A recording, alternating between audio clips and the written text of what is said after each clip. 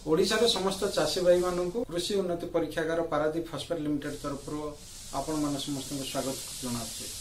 आज आम आलोचना करवा ये आगामी सप्ताह कृषि सूचना उपरे। वर्तमान धान फसल रे पत्र मोड़ा पोक एवं कांडबिंधा पोक अधिकांश स्थान रे देखा देउछे। कांडबिंधा पोक धान पिल अवस्था धानर थोड़ बाहरिबा पर्यंत प्रत्येक अवस्था यह फसल को क्षति पहुंचाई थाए।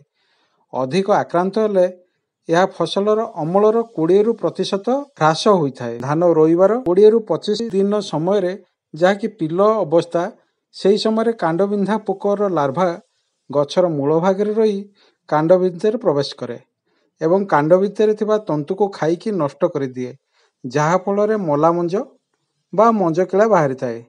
सेहीपरि थोड़ अवस्था कांडबिंधा पोक लगिले मला केंडा बा बगपाखिया केंडा देखा देई थाए। सेहीपरि परिवेश रे तापमात्रा वृद्धि हेतु पत्र मोड़ा पोक देखा देई थाए। धान पिल अवस्था थोड़ अवस्था प्रत्येक अवस्था पत्र मोड़ा पोक लगी थांती। एही पत्र मोड़ा पोक कांडबिंधा पोक फसलर प्रारंभिक अवस्था जदि सठिक भाव नियंत्रण न करिबा तबे फसलर अधिक क्षति होता है।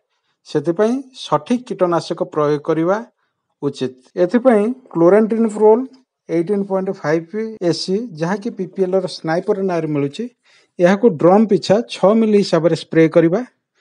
यह छड़ा पीपीएल स्नाइपर दानादर आकर से क्लोरेंट्रिनफ्रोल 0.4 जी एकड़ को 4 केजी बाली रे मिसाई जदि प्रयोग करवा यार सुफल पाई परिबा।